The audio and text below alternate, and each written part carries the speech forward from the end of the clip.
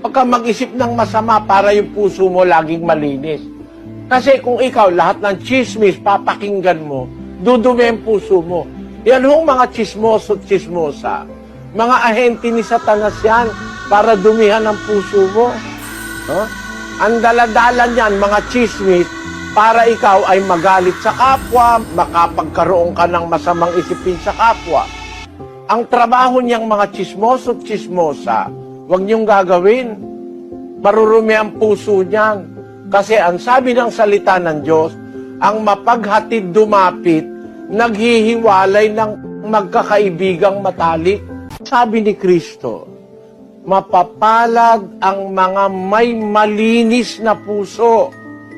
Makikita nila ang Diyos. Mga kababayan, panatilihin natin ang puso malinis, makikita mo ang Diyos.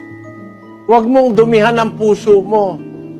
Huwag mong pasukan ang puso mo ng hinala, masamang akala sa kapwa, mga duda. Basta pabayaan mo lang sila.